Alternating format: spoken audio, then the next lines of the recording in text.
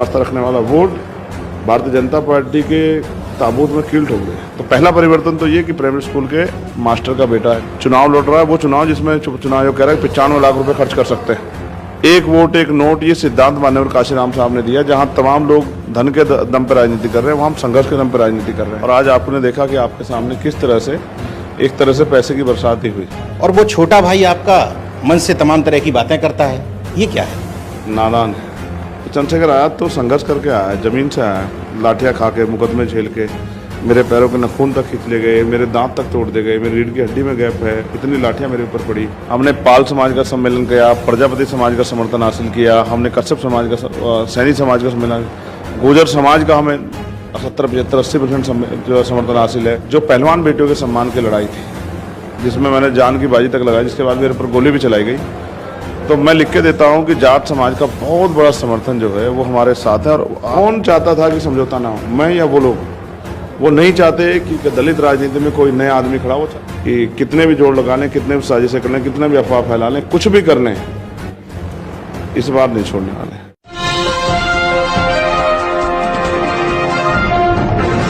साथियों नमस्कार, मैं हूं नीरज पटेल और आप देख रहे हैं नेशनल जनमत। चुनावी यात्रा में इस समय हम हॉट बन चुकी नगीना लोकसभा सीट पर है।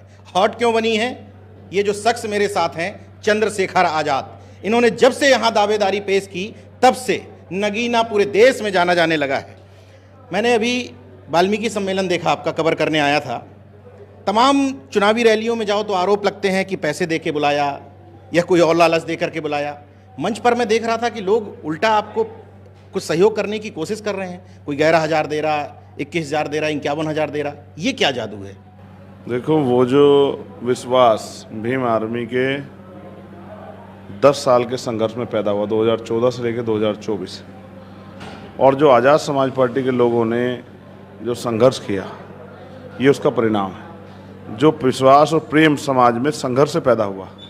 एक होता है कि आप चुनाव लड़ने आए और चुनाव लड़के आप रुकेंगे जाएंगे, किसी को पता नहीं, लेकिन एक ये लोगों के अंदर संदेश है कि चंद्रशेखर आज़ाद ने तो अपना पूरा जीवन ही हमारे लिए समर्पित कर दिया, तो उसकी आवाज़ उठाना, उसके हाथों को मजबूत करना हमारी जिम्मेदारी। तो समाज जिम्मेदारी समझ रहा है।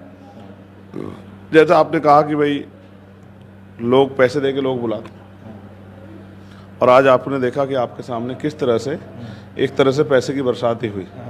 ये समझिए 2-3 दिन के तेल का खर्चा जो है सभी गाड़ियों का निकल जाएगा, इस तरह की जो व्यवस्था की। और ये सभी जगह हो रहा है। जैसे किसान सम्मेलन, उन्होंने भी इस तरह से पैसे की मदद की। और कल भी जो है हल्दौर में बहुत सारे लोगों ने, सभी जातियों के लोगों ने समर्थन दिया भाजपा की नीतियों के खिलाफ। तो ये जो समर्थन है, ये समर्थन एक नए भविष्य के लिए, एक नई उम्मीद का जो है किरण यहाँ से जारी कर रहा है। और इसका लाभ जो है ना, आने वाले कल में उत्तर प्रदेश और देश को भी मिलेगा। कांसीराम साहब जो राजनीति करते थे वोट और नोट की, कि एक वोट एक नोट, मैंने देखा कि कई जगह केतली रख करके महिलाओं ने भी सहयोग किया। तो क्या वो दौर फिर से एक नई राजनीति की इबारत आप लिखने जा रहे हैं कि एक प्राइमरी मास्टर का लड़का भी राजनीति में? इसमें 2 चीज़ें। पहली बात ये कि बाबा साहब अम्बेडकर ने संविधान को सौंपते हुए एक भाषण दिया था कि आज हम विरोधाभास की ज़िंदगी में कदम रख रहे हैं। राजनीति में 1 वोट 1 वैल्यू, राजनीति में तो हम लोग बराबर आ जाएंगे, लेकिन जब तक जो देश में व्याप्त है सामाजिक गैर बराबरी जाति के आधार पर, और जो आर्थिक गैर बराबरी है, जब तक वो खत्म नहीं होगी तो राजनीतिक लोकतंत्र, सामाजिक लोकतंत्र नहीं बनेगा। यानी कि राजनीतिक लोकतंत्र में पैसे वाले लोग ही चुनाव लड़ेंगे, आगे बढ़ेंगे और उनको अवसर मिलेंगे, गरीब आदमी नहीं बढ़ पाएगा। आज हम ये देखते हैं तमाम तरह से जो चुनाव लड़ने आता है उसकी करोड़ों की संपत्ति, अरबों की संपत्ति, इस तरह के तमाम दावे और वो होते हैं। तो इसका मतलब बहुत कम लोग हैं जो गरीब लोग हिम्मत जुटा पाते हैं। तो पहला परिवर्तन तो ये कि प्राइमरी स्कूल के मास्टर का बेटा, हेड मास्टर का बेटा चुनाव लड़ रहा है। वो चुनाव जिसमें चुनाव आयोग कह रहा है 95 लाख रुपए खर्च कर सकते हैं। दूसरा, एक वोट एक नोट, ये सिद्धांत मान्यवर काशीराम साहब ने दिया। जहां तमाम लोग धन के दम पर राजनीति कर रहे हैं, वहां हम संघर्ष के दम पर राजनीति कर रहे हैं। और मान्यवर काशीराम साहब कहते हैं जो सहारा देगा वो इशारा भी देगा। लोग पूंजीपतियों से, करोड़पतियों से, उद्योगपतियों से चंदा लेते हैं, उनके फिर बाद में कामयाब होने के बाद उनके इशारों पे काम करते हैं। हम जिनसे आर्थिक मदद ले रहे हैं सहयोग के रूप में, हम उनके इशारे पे काम करना चाहते हैं, इस आंदोलन को उनके लिए आगे बढ़ाना चाहते हैं। तो इसलिए हमने अपील की है कि जो वोट दे, जो नोट दे, वोट दे वो नोट भी दे। तो एक बड़ा सहयोग मिला। लेकिन बाद में क्या हुआ, नॉमिनेशन के बाद ही चुनाव आयोग की तरफ से गाइडलाइन हमें मिली कि भाई आप जो है ऑनलाइन तो पैसे ले सकते हैं, ऑफलाइन नहीं ले सकते। तो हम तो ऑफलाइन का भी हिसाब देंगे, ऑनलाइन का भी हिसाब देंगे। और ये बड़ा आनंद में है कि बहुत सारे खर्चे बाहर से बाहर निकल जा रहे हैं, उसके लिए किसी आगे किसी की तरफ देखना नहीं पड़ रहा है। एक युवा नेता को आप भाई बताते हैं, कहते हैं कि मैं कहूँगा कि लोग रैलियों में, उनकी रैली में जाएं ताकि भीड़ बढ़े, और वो छोटा भाई आपका मन से तमाम तरह की बातें करता है, ये क्या है? नादान है। बड़े भाई का काम होता है छोटे भाई की गलतियों को माफ़ करना। बड़े भाई को दिल हमेशा बड़ा ही रखना चाहिए। जब वो मेरे जितने समझदार हो जाएंगे तो शायद गलतियाँ कम करें। अभी बहुत समय लगा सीखने में।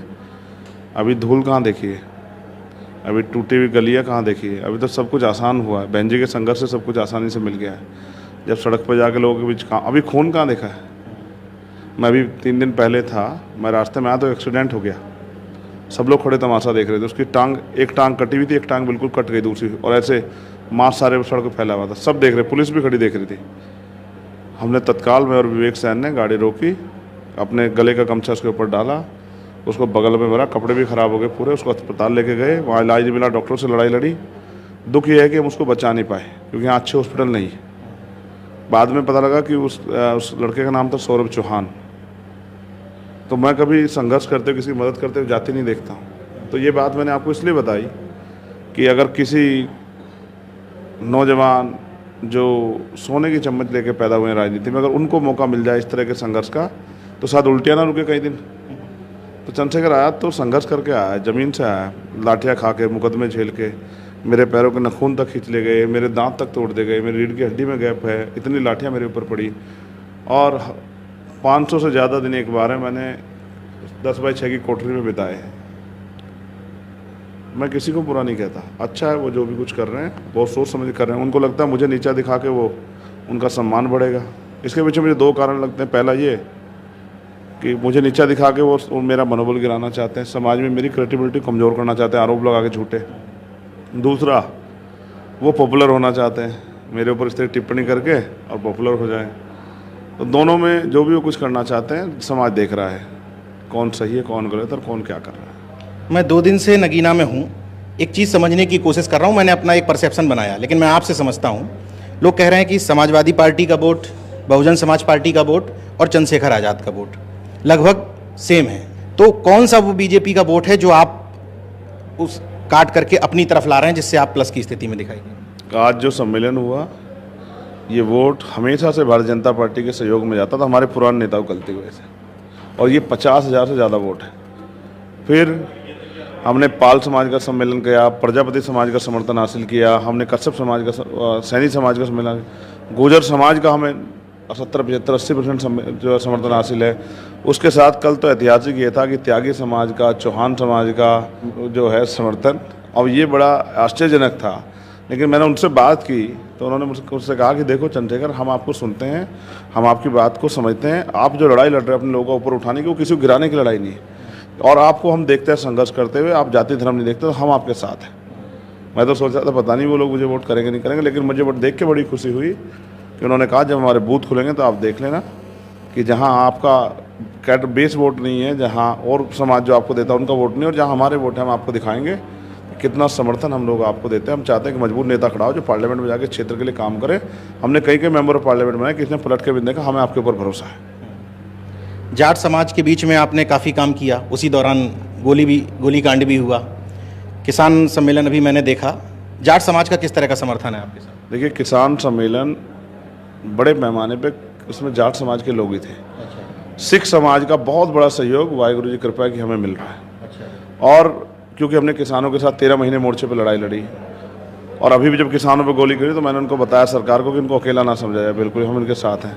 वहीं जो पहलवान बेटियों के सम्मान की लड़ाई थी, जिसमें मैंने जान की बाजी तक लगाई, जिसके बाद मेरे पर गोली भी चलाई गई, तो मैं लिख के देता हूँ कि जाट समाज का बहुत बड़ा समर्थन जो है वो हमारे साथ है। और आप समर्थन तो मेरे आशीर्वाद और सहयोग, धन, तन, मन और धन, तीनों चीज़ से। और मैं विश्वास से कहता हूँ जिस दिन परिणाम आएगा, मैं घमंड से नहीं कह रहा हूँ, 70% से प्लस में हम होंगे और बाकी में सारे होंगे। अब एक आरोप जो विपक्ष की तरफ से सुगबुगाहट शुरू हो रही है कि चंद्रशेखर को वाई+ श्रेणी सुरक्षा क्यों मिल गई? मेरा सवाल ये है कि क्या वाई श्रेणी की सुरक्षा मिलने वाला मैं पहला आदमी हूँ? मुझसे पहले तो बहन जी के भतीजे को मिली। तो अब ये तो शक के घेरे में दोनों लोग आ जाते हैं। रही बात विपक्ष का, कोई एक नेता बताओ जिसके लिए सुरक्षा नहीं है। अब सवाल ये नहीं है भाई कि सुरक्षा किसे दी जाती है। उसको, जहाँ तक मैं समझता हूँ, दो लोगों को सुरक्षा यहाँ मिलती है राजनीति में, उनका जिनका कद बढ़ रहा होता है, जिनके लिए शासन प्रशासन पहले महसूस कर लेता है, इन एजेंसियाँ, कि ये आदमी कामयाब हो रहा है, कल ये आदमी ताकतवर होने वाला है, तो इससे संबंध नहीं खराब करने हैं। और दूसरा उसको जिसकी जान को खतरा हो। मैं वो हूँ जिसके ऊपर गोली चली, और हमने, हमारे लोगों ने कितनी अपील की कि भाई हमारे नेता को सुरक्षित करो, क्योंकि हम भी टैक्स देते हैं बराबर का, हमें भी, हमारे नेता की भी सुरक्षा की जिम्मेदारी सरकार लेनी चाहिए। अभी 10-12 दिन पहले एक रिपोर्ट जो है, और मैंने उसको सार्वजनिक किया और बताया मैंने सारे अधिकारियों को, देखो मेरे खिलाफ फिर से मेरी हत्या करने का प्रयास किया जा रहा है, और ये इसके एविडेंस मैंने दिया उनको। फिर 2 दिन पहले भी मेरे खिलाफ जो है एक ऑडियो वायरल हुई धमकी की, हम उसने पहले गोली चली थी बच गया, इस बार बचेगा नहीं।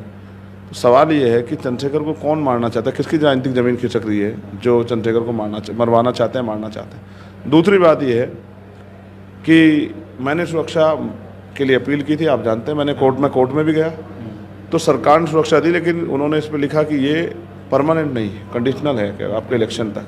क्योंकि सरकार भी ये जानती है, इस बात को हम समझना चाहिए, पढ़े लिखे लोग हम, राजनीतिक लोग भी हैं, सरकार को पता है अगर चंद्रशेखर आज़ाद को किसी भी कारण से कुछ हो गया तो उसको, उसका समर्थन करने वाला, उसमें विश्वास आस्था रखने वाला वोट भारतीय जनता पार्टी के ताबूत में कील ठोक देगा। जैसे मोदी जी ने चुनाव से पहले आके किसानों को 13 महीने किसानों के लिए कुछ नहीं बोले, 700 किसान से कुछ नहीं बोले, लेकिन बाद में हाथ जोड़कर माफ़ी मांगी, क्योंकि असेंबली चुनाव उत्तर प्रदेश का, पंजाब का, उत्तराखंड का आ गया था कि भाई मेरी सेवा में कोई कमी रहेगी। तो वो राजनीतिक रूप से समझदार है। वो इनकी तरह नहीं है, हमारे जो विपक्ष के लोग हैं कि एक सीट देते हुए भी, एक सीट में मदद करते हुए उनकी टांगें काँप गई। पिछली बार तो अखिलेश जी ने मेरे ऊपर आरोप लगा दिया कि भाई इनको किसी का फ़ोन आ गया था, मैं चुप रहा, ठीक है भाई, अब इस बार क्या आरोप लगाओगे? अच्छा, मैं वोटों का बिखराव भी नहीं कर रहा, मैं बहुत जगह लड़ भी नहीं रहा हूँ। आप देखो उत्तर प्रदेश सभी जिलों में संगठन, मैं सभी जगह लड़ सकता हूँ, लेकिन फर्स्ट फेज में कहीं भी नहीं लड़ा, अभी सेकंड में भी ज़्यादा नहीं लड़ रहा हूँ। लेकिन जहाँ कार्यकर्ता लड़ना चाहेंगे और पार्टी तय कर लेगी तो वहाँ लड़ा जाएगा। लेकिन मैं आपसे कह रहा हूँ, कौन चाहता था कि समझौता ना हो, मैं या वो लोग? वो नहीं चाहते कि दलित राजनीति में कोई नया आदमी खड़ा, वो चाहते हैं कि अब बहन जी कमज़ोर हुई दलित राजनीति में, अब दलित बिखरेगा तो थोड़ा हम रख लेंगे, थोड़ा हम रख लेंगे, थोड़ा हम रख लेंगे। वो नहीं चाहते कि हमारा लीडर खड़ा हो। आप सोचो, मेरे जैसे व्यक्ति पर गोली चली, किसने एक शब्द नहीं कहा, ना राज्यसभा में, ना लोकसभा, विधानसभा, विधान परिषद में, तो आप समझो आम दलित के लिए क्या बोलेंगे। और मैंने तो चैलेंज देते हुए कहा था लखनऊ वाले हमारे नेताजी को कि किसी एक दलित के दुख में गए हों, रेप होने पे, हत्या होने पे, तो मुझे ज़रा एक बार बता दें, मैं भी उस जगह को देख लूँ, अपनी पार्टी कार्यकर्ताओं से लगा। तो सच ये है कि हमें अपने आंदोलन की आवाज़ बनानी है, और हमें इन आरोपों का सामना तो बहुत दिनों से करना पड़ा है। यहाँ तो जो विधायक लेवल के लोग हैं वो भी सुरक्षा लेके घूम रहे हैं। चंद्रशेखर आज़ाद तो फिर भी इतने लोगों का नेतृत्व करता है, जिसने राजस्थान में भी कई सीटों पे जो है 74 हज़ार वोट में लिए, दूसरे तीसरे नंबर पर रहे, तो उसका राजनीतिक कद क्या बढ़ नहीं रहा है? सरकार भी देख रही है, एजेंसियाँ भी देख रही है। और चलो मैं कह रहा हूँ, मेरी हत्या पर किसे फर्क पड़ेगा मेरे लोगों के अलावा? तो जो चाहते हैं मेरी हत्या हो जाए, उन्हीं को दर्द हो रहा है। वापस कर देते तब भी कहते कि पहले मांग रहा था, आप वापस कर दिया। अब नहीं, उन्होंने मुझसे कहा एजेंसी के लोगों ने, जब मैंने उनको लेटर लिख दिया कि मुझे नहीं चाहिए, कि अगर कल उन्होंने मुझे दिखाया सब कुछ कि कल आपके साथ कुछ हादसा हो जाता है तो इसके जिम्मेदार आप खुद होंगे। लेकिन मैं फिर कह रहा हूँ कि जो लोग मेरे मरने का इंतजार कर रहे हैं उनको मैं कहना चाहता हूँ, अभी नहीं मरने वाला, चिंता मत करो। अभी तो संतों गुरुओं महापुरुषों का आशीर्वाद मेरे साथ है, मेरी माँ बहनों का, बड़ों का। लेकिन अभी मेरे ऊपर कर्ज भी है, जब तक मैं वो कर्ज इस जन्म का नहीं उतार देता तब तक मैं जाने वाला नहीं। अभी तो बाबा साहब अम्बेडकर माननीय काशीराम साहब को सपना अधूरा है, अभी तो सपना पूरा करना भी कहाँ जा रहा हूँ। अच्छा, एक अंतिम सवाल, जब नगीना की घोषणा की थी आपने तो ये था कि इनका समर्थन मिल सकता है, इनका मिलता है, धीरे धीरे लोग हटते चले गए। लेकिन आज अपने आप को किस स्थिति में पाते हैं? क्या सोचते हैं कि एकदम सही डिसीजन था नगीना को चुनना? देखिए जी, पार्टी का डिसीजन था और मैं पार्टी के डिसीजन के साथ हूँ। पार्टी का एक ईमानदार कार्यकर्ता, समर्पित कार्यकर्ता होने के नाते आज भी उसी मेहनत से काम कर रहा हूँ जो पार्टी ने भी कल भी कर रहा था, और 3, 4, 5 बजे जाता हूँ। आपको जानकर आश्चर्यजनक होगा, लोगों को मीटिंग करने के लिए लोग नहीं मिल रहे हैं, और हमसे लोग लड़ रहे हैं कि हमारे गाँव में नहीं आ रहे हैं। ठीक है, पैसा भी देते हैं, टेंट भी खुद लोग पैसे देके प्रोग्राम करा रहे हैं, वो टेंट भी खुद लगाए बैठे हैं, डीजे लगाते हैं, ढोल बजाते हैं, माला लाते हैं, मिठाई लाते हैं, और मैं हाथ जोड़ता हूँ, भाई ऐसा मत करो, ऐसा मत करो। नगीना का डिसीजन भी अच्छा था, और नगीना से एक इनकलाब, एक क्रांति तैयार हो रही है जो उत्तर प्रदेश को भी दिखाएगी और देश को भी दिखाएगी किस तरह से वंचित वर्ग के लोग अभी मरे नहीं, जिंदा हैं, वो अपने हक अधिकार के लिए संघर्ष कर रहे हैं। कितना मार्जिन? मैं मार्जिन में बागेश्वर धाम वालों से तो मेरा कोई ज़्यादा परिचय नहीं कि मैं भविष्यवाणी करूँ, लेकिन मैं कह रहा हूँ कि हम विजय की तरफ बढ़ रहे हैं, और विजय भी ऐतिहासिक होगी। जैसा मैंने कहा 70% में हम रहेंगे प्लस में, और बाकी में जो पोलिंग होगा बाकी में सब रहेंगे। और फिर आपसे मैं कह रहा हूँ, जिन्होंने मेरा साथ छोड़ दिया उनके लिए भी मंगल कामनाएं, जो मेरा साथ दे रहे हैं उनके लिए भी मंगल कामनाएं। और सबको मेरा ये पैगाम है कि जब किसी को मेरी ज़रूरत पड़ेगी तो याद करना, चंद्रशेखर आज़ाद हमेशा आपके साथ खड़ा रहेगा, जो भी मेरी मदद चाहते हैं। अच्छा, इस माहौल में भी इतना धैर्य और इतना बड़ा दिल कैसे, कहाँ से लाते हैं? प्राइमरी स्कूल के मास्टर का बेटा हूँ, किसी उद्योगपति धन्ना सेठ कारोबारी का बेटा तो नहीं, किसी मुख्यमंत्री का बेटा भतीजा भी नहीं। तो धैर्य के अलावा, संघर्ष के अलावा, देखो बुद्ध ने कहा मध्यम मार्ग, तो धैर्य मेरा हथियार है। इस हथियार से बहुत सा लड़ाई जीती जा सकती है। मुझे गाली देना, मेरे ऊपर आरोप लगाना ये आसान है, मेरी तरह मेहनत करना समाज के लिए कठिन है। मैं तो नेताओं से भी उम्मीद कर रहा हूँ 1600 महीने जेल तो काटो, सारे आरोप आपके दूर ना हो जाए तो मुझे बताना है। अभी तो एक मुकदमे में नेताजी जो है एक नोटिस पे टांगे कांप जाती है, कुछ करो तो सही। मैं तो वो हूँ जिसने 4 गोली खाई, फिर मुझे सुरक्षा मिली, तो क्यों दर्द हो रहा है आपको पेट में? आप चाहते थे कि आदमी सड़कों पर मर जाए, लेकिन अब आपको लग रहा है कि मरने वाला नहीं, ये तो आगे बढ़ने वाला है। असली बात है बूथ लेवल तक पूरी तैयारी है। आप समझिए 3 कमेटियाँ हैं बूथ पे, 3 एक भीम आर्मी की, एक आज़ाद समाज पार्टी की, एक भाईचारा कमेटी, 3 कमेटियाँ हैं। चुनाव को इस तरह से बांधा है कि कितने भी जोड़ लगा लें, कितने भी साजिशें कर लें, कितने भी अफवाह फैला लें, कुछ भी कर लें, इस बार नहीं छोड़ने वाले। और ये पहला चुनाव है जो पूरी हिम्मत से लड़ा जा रहा है, कार्यकर्ता पूरी ताकत से लड़ रहे हैं, कार्यकर्ता सीख रहे हैं। हमने देश भर के जो सीनियर लोग हैं उनको इसलिए बुलाया कि वो चुनाव लड़ना सीखे, आगे उनको चुनाव लड़ने, पार्टी को आगे बढ़ाना है। आज सीखेंगे तो कल अपने आप चुनाव लड़ा पाएंगे। चंद्रशेखर आजाद जी पूरी तरीके से आत्मविश्वास में हैं। 4 जून ये तय करेगा क्या नगीना इसी तरीके से देश के लोगों के बीच में संदेश दे पाएगी कि धनबल और बाहुबल के बिना भी चुनाव जीता जा सकता है। देखते रहिए नेशनल जनमत, जागरूक और सजग बने रहिए। जय विज्ञान, जय संविधान, जय लोकतंत्र। धन्यवाद। आपका भी धन्यवाद और आपके दर्शकों से भी अपील कि अगर आप नगीना लोकसभा में कहीं रहते हैं, नेटौर में, नूरपुर में, नजीबाबाद में, धामपुर में, नगीना में, तो वोट फॉर केतली को वोट करें और चंद्रशेखर आज़ाद को लड़ाई लड़ने का मौका दें, अपनी सेवा करने का मौका दें। और फिर आप देखें कि किस तरह प्राइमरी स्कूल के मास्टर का बेटा आपकी सेवा करता है, आपके क्षेत्र में विकास के लिए कार्य करता, आपकी आवाज़ बनता है, नगीना स्तर पे भी, देश स्तर पे भी।